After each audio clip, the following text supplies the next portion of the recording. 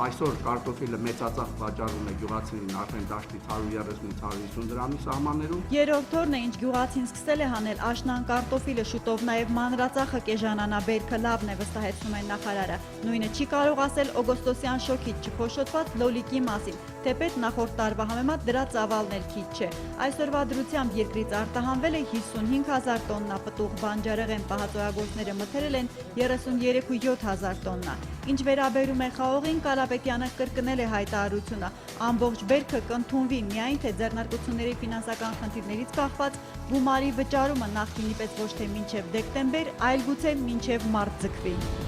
Հայկական մտքի աշխարհը նվաճած ստվերների խաղը, Պիքսարտ և Զանգի հավելվածները, նաև Գրոսմաստերին հավասար շախմատ խաղացող ռոբոտը։ Ահա թե ինչ կարող են տեսնել առաջիկա Դիջիթեքի այցելուները։ IT խնդիրների մասին վարչապետի հետ քննարկում կլինի։ Հոկտեմբերյան էքսպոին մասնակցելու հայտն արդեն իսկ հաստատել է 130-ից ավելի ընկերություն, Թայվանից մինչև ԱՄՆ, Չինաստանից Բելարուս։ Այսօր մենք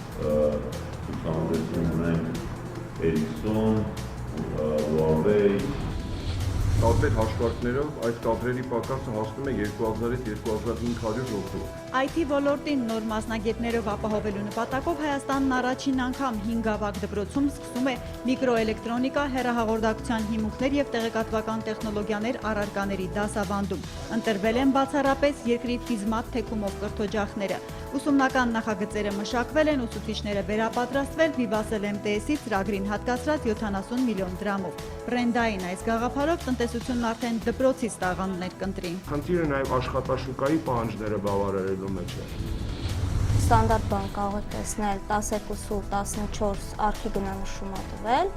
վաճառքինը 11.52։ Միջազգային ֆինանսական խաղացողների կողմից Bloomberg-ի էջին Արչին բանկի եվրապարտատոմսերը գնանշվում են հուլիսի 22-ից։ Մինչ Հայաստանում շատերն արձակուրդում էին, բանկի ֆինանսիստները ռեյթինգավորող Fitch-ի և Moody's-ի վարկանիշները ձեռքին Շվեյցարիայից ԱՄՆ-ին գործուղվում ներդրողների հետ բանակցելու։ Արդյունքում պետությունից հետո Հայաստանի մասնավոր հատվածից առաջինը Արչինը կարողացավ $100 միլիոն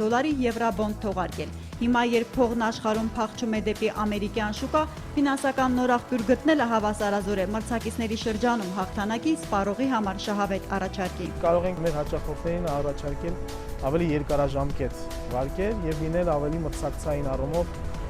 իրենց համար ընդունելի բան։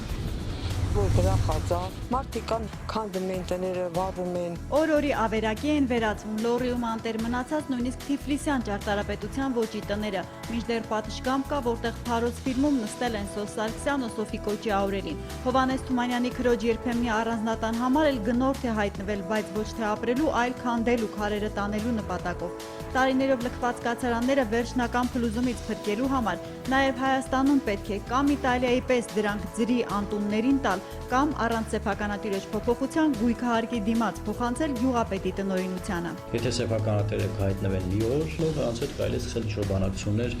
Այս սարքավորումները հնարավորություն կտան ժամանակին կանխարգելել կենսաբանական ախտածին երևույթների բռնկումները։ Վարակիչի վանդության օջախում նմուշ վերցնելուց մինչև տարածքը վնասազերծելու սարքավորումներով հագեցած շարժական լաբորատորիա կցասայլը բազմագործոն Toyota-ի հետ ԱՄՆ պաշտպանության դեպարտամենտի նվերն է Հայաստանի փրկարարներին։ Ամերիկյան կողմը հայ մասնագետներին արդեն իսկ սովորեցրել է պաթոգեն միկրոօրգանիզմներից պաշտպանությունը։ Այժմ տեխնիկապես է զինում ռիսկային վիրուսների կամ երկրի անվտանգությանը սպառնացող նյութերի չեզոքացման համար։ Մեր թիմը, որը նախկինում միայն արձագանքում է ճառագայթային քիմիական դեպքերին, կարող է նաև կենսաբանական տարբեր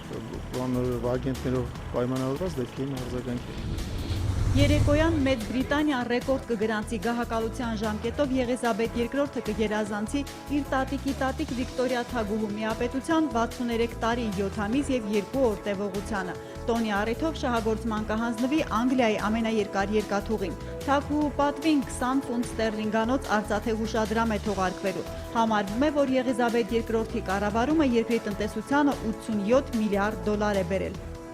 Սեպտեմբերի 9-ին Nasdaq OMX Արմենիայի հարթակում իրականացվել է $2.7 միլիոն առուվաճառք ամերիկյան արժույթի դիմաց 486 դրամ միջին փոխարժեքով։ Սեպտեմբերի 10-ի համար տարադրամային շուկայում Կենտրոնական բանկի սահմանած միջին փոխարժեքները հետևյալն են։ Թանկարժեք մետաղների համար էլ Արչին բանկն առաջարկում է հիշյալ գնանշումները։